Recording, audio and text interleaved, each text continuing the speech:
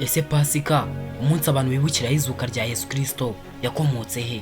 Amagi n'inkwavu bikunda gutakwa abantu bizihiza umunsi wa Pasika bihurirayo n'ibigirwamana bya Babiloni. Niba ushaka kumenya ukuri ndetse n'amabanga, ngwino utera agatebo ubane nanjye. Mbere na mbere reka ibyo bibazo bibiri bibanze bigucengere mu ntekerezo zawe. Ese Pasika umunsi abantu bibukiraho izuka rya Yesu Kristo yakomotse he? Amagi n'inkwavu bikunda gutakwa abantu bizihiza Pasika bihurirayo n'ibigirwamana bya Babiloni. Ibyo bibazo bibiri waho warigeze wabyibazaho?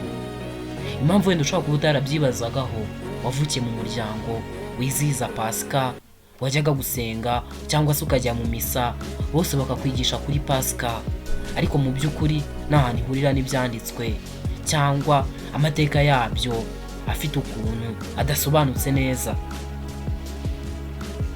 Ariko se Pasika ubundi ikomoka he? Mbere na mbere ubundi umunsi wa Pasika mu by'ukuri ntabwo waba umunsi w'izuka rya Yesu Kristo. Uzi impamvu?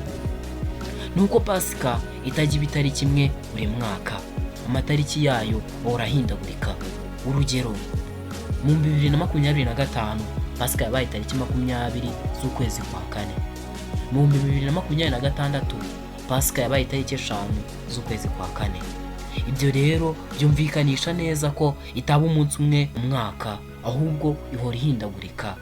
Ibyo nanone bikatwumvisha neza ko Pasika itaba umunsi wa nyawo w'izuka rya Yesu Kristo, kuko uwo munsi uramutse warabayeho ntabwo wagahindaguritse.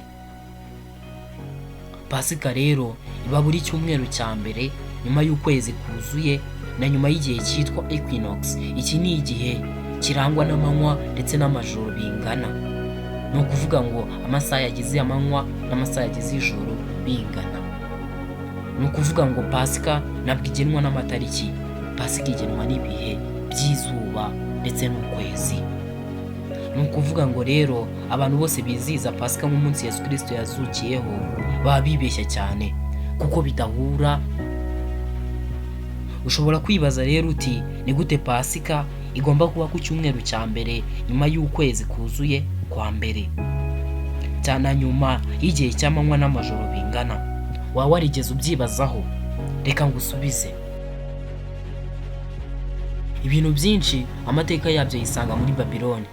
Muri Babiloni bagiraga ikigirwamanakazi cy'uburumbuke cyitwaga Ishtar, bigahura ndetse na Easter, ijambo ry'icyongereza risobanura Pasika. Ni ukuvuga ngo ijambo Ishtar risobanura ikigirwamanakazi cyo muri Babiloni, riraza neza rigahura n'ijambo ry'icyongereza risobanura Pasika, Easter. Ishtar, Easter, urumva afitanye isano. Iki kigirwamanakazi Ishtar rero muri Babiloni bagisingizaga mu gihe cy'itumba. Muri rusange mu gihe cy'itumba ni igihe cy'uburumbuke, ni izuba riba ritakiva cyane, hari kugwa imvura. Icyo gihe ibimera biba bikura, ibintu byose bisa nkaho bifite ubuzima bushya. Rero icyo kigirwamana cya Ishtar bagisingizaga cyangwa se bagihimbazaga mu gihe cy'uburumbuke.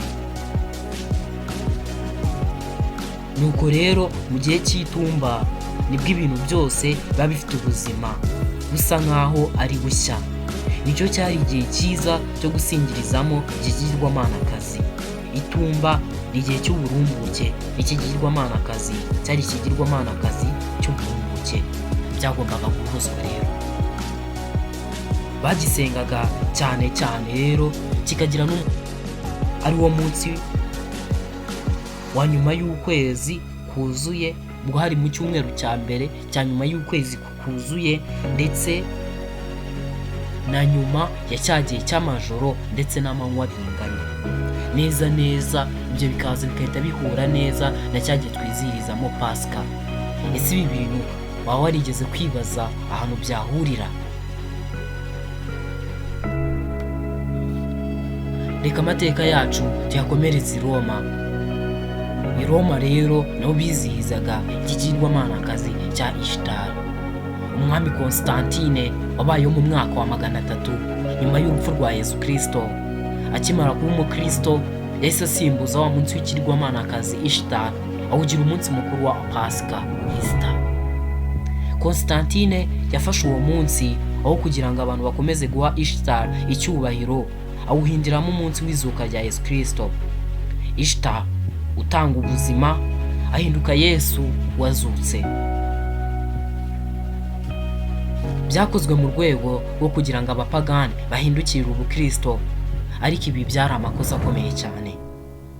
Ubu abantu benshi mu bihugu byo hanze aho Pasika yizihizwa cyane bakunda gutaka amagi ndetse n'inkwavu nk'ibimenyetso bya Pasika. Ushobora kwibaza aho amagi, shokora n'inkwavu bihurira n'umuzuko wa Yesu Kristo bikagucanga. Reka dusubire muri Babiloni. Muri Babiloni bashengeraga amagi ku munsi w'ikigirwamana Ishtar nk'ikimenyetso cyo kororoka, kuko turabizi ko igi riba ririmo ikinyabuzima. Iryo rero icyo gihe igi ryabaga ari ikimenyetso cy'ubuzima cyangwa se rikaba ikimenyetso cyo kororoka. Mwibuke ko Ishtar cyari ikigirwamanakazi cy'uburumbuke. Si ibyo gusa, kuko basengaga n'inkwavu, kuko inkwavu ari zimwe mu nyamaswa zororoka cyane ku kigero cyo hejuru.